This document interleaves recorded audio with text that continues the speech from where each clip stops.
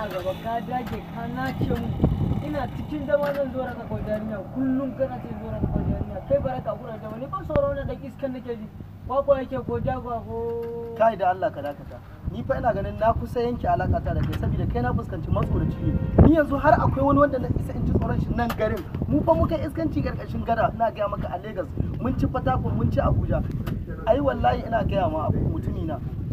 yau jagwa duk ya zo yau dama na yanke ko ni ko shi Allah sai na cire masa wuya baka ga na zo da wannan ba sai na cire masa wuya ni wallahi bana jin tsoron shi jagon banza jagon wofi waye jagwa me kake nan kai me ka zo yana